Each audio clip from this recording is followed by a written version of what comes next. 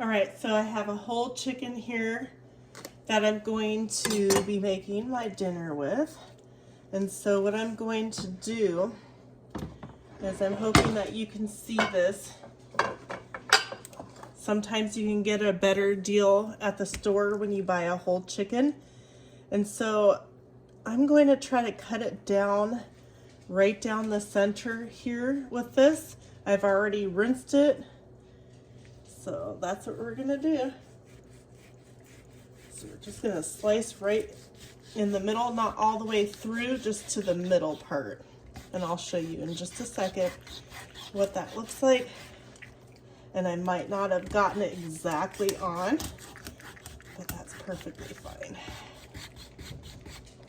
All right, so there's some things that are inside here, like liver and kidney and stuff like that. And what you can do is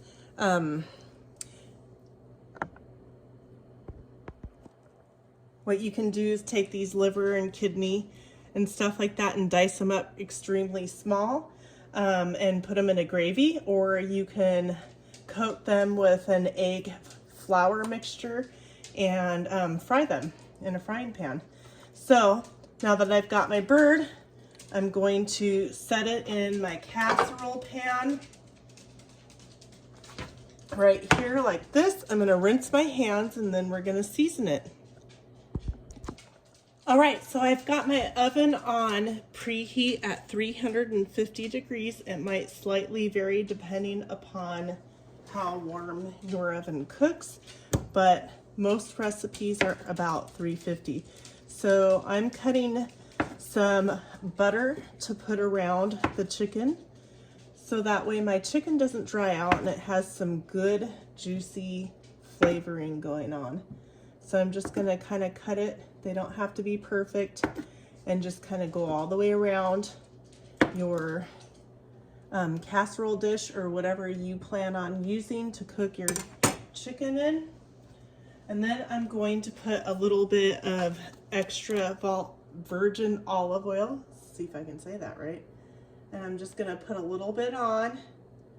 And then after I do that, I have these little basting brushes. And then I'm just gonna kind of rub it around. You don't have to get it perfect. Just kind of rub it around, get it all nicely coated. Just like that. How simple is that, right? And then you can use whatever seasonings and spices that you would like. I've got a pre-mixed seasoning that I do. I have a recipe on my page that I use, that I mix a blend of different spices and things like that. It looks like a lot. Don't worry, because it's all gonna blend in. I'm gonna put a little extra garlic seasoning. You can use fresh garlic if you would like that. Like our garlic, garlic's really good for you. And then if you want a little pepper, I'm not gonna put much pepper because there's a little cayenne pepper inside my seasoning mix. And that's it. I'm gonna add a little bit of water to it, probably about, let's see.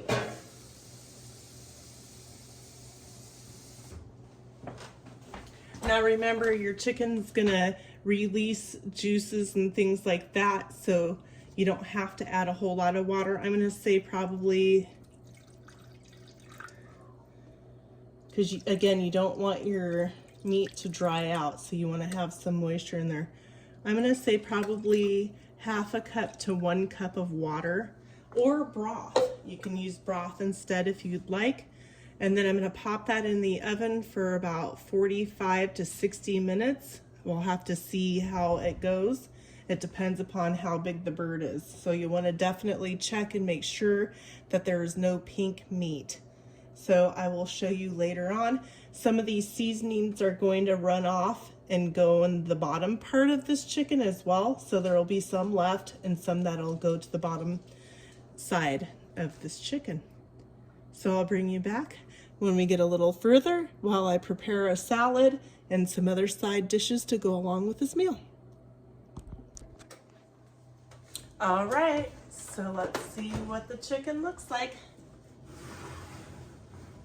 Ooh, you guys, look at that. Can you see that?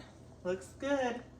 So a couple of times while you're cooking your meat, you'll definitely want to take what is called the drippings and ladle it on the top. Be very careful because it's really hot. You don't want to splatter on yourself. If you do, please put your hand under cold water immediately. Okay, so there's that, and what I'm going to do is I'm going to make a gravy sauce to go with this. So what I'm going to do is I'm going to take some of the drippings. My chicken is completely cooked all the way. If you're unsure, take a fork and a knife and cut down through the thickest piece of meat and make sure there's no pink. That's how you'll be able to tell. So anyways, I'm getting some of these hot drippings. I'm gonna have to double up on my hot pot pads here. I could pour it, but it's really heavy, so I'm not. I'm tipping it. It's a little bit easier. Anyways, so that's what I'm doing, is I'm ladling the liquids from the bottom of the chicken. And again, while you're cooking it, a few times you might want to just go like this during, you know, like every 15 minutes or so, just to get those good juices back onto the top. All right, so now I'm going to take my kettle and put it up here. I'm going to turn my oven off since my chicken is done. I'm going to push it back in here with my oven off just to keep it warm, and it won't get dried out because I still have some liquid down there on the bottom. Okay, so let me bring you over here and I'll show you how to make the kind of like gravy sauce. So I'm going to turn my burner up to a medium high. And remember that I took the liver and the heart and all that stuff out. You can decide not to eat it. You can cook it up and feed it to your dog, or however you want to do it. But you can also add it in here. I'm going to cook it up until it's nicely brown. And I'm going to add this in to give a little bit of extra. I don't need to add any salt or seasonings or anything in here because it all came from that chicken broth, that chicken liquid. So I have me whisk, and I'm just going to let these pieces cook up. Before I add, I'm going to be adding some flour to it to thicken it up, but first I want to get these pieces cooked up. Why waste, right? Don't waste anything. Like I said, you don't have to eat these, but why waste? So I'm just cooking them up in the liquid. You could have cut these up and tossed them next to your chicken that you're cooking in the oven and had them just cook in with the meat that way. That's another option. While we're waiting for these to cook, I have went ahead and diced up some tomato, some orange, red, and yellow bell pepper. And then I'm just gonna put a tossed salad in there and mix it up and make a nice little vinaigrette salad dressing. And that's what we'll be eating for our meal. But I'm gonna let you guys stay with me to watch this process here on how to make. So any kind of meats that you use, the drippings, the liquids that are in the bottom of the pan, you can ladle them, which is using, you know, some sort of a scoop that can take hot, you know, like really hot stuff, and you're gonna put it into a different pan, the liquid drippings from your meat. And then what you're gonna do is you're gonna warm it, keep it going on a medium-high heat, and you'll add a little bit of flour into it while it's really hot, and you're gonna whisk it to make sure you have no lumps. And then that always makes delicious gravy, homemade gravy. All you have to do is have some flour. You can use whatever kind of flour that you have. There's also arrowroot flour, cornstarch flour.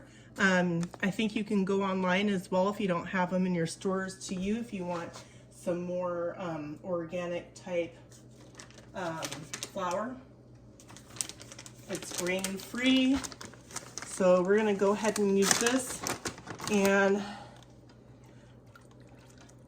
it looks like these pieces are all cooked through. Now remember, the liquid that I put in here was cooking at 350 degrees for like an hour.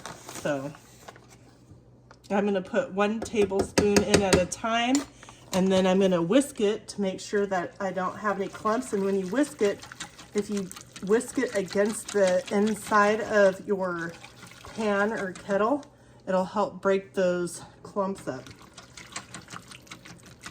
And you just kind of go in a circular motion against your kettle.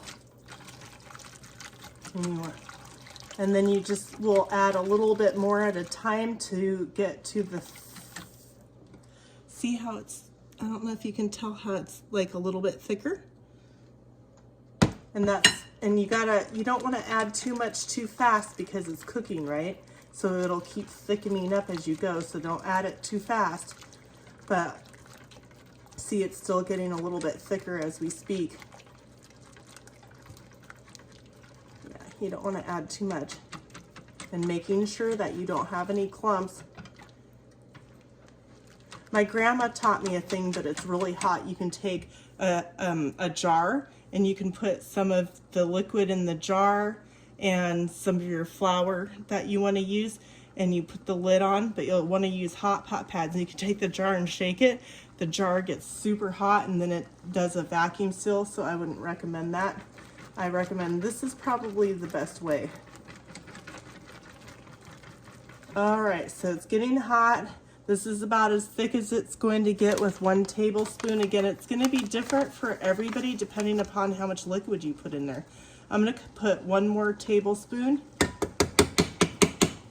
of it. You can use this cornstarch flour by Red Mill. You can use any flour that you like to use.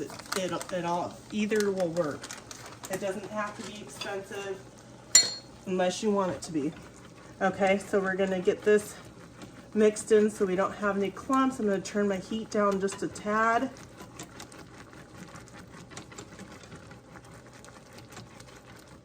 And making sure that we try and get all the little clumps. And you just go fast in circles. Like the first few times, if you've never done this before, your arm will be tired, but as you go on doing these things more often, it'll be kind of a lot easier.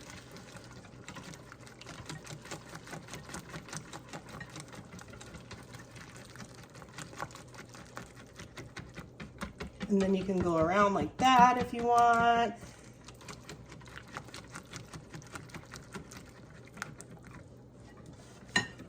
If you have non-stick pans that you use in your kitchen, definitely use a protected whisk so that you don't scrape up the bottom of your pan while you're doing this.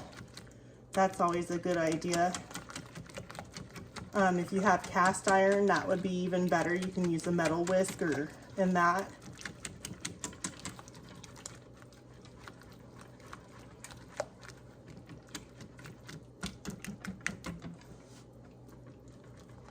So there we have it. So now I'm just gonna turn the heat down on it and let it simmer. I'm gonna add my lettuce to my vegetables for a nice tossed salad, and then I'll show you guys it all plated up. Thank you so much for joining me.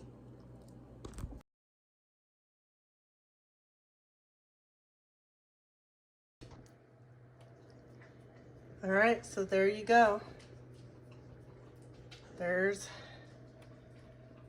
that, and then here's it all plated up.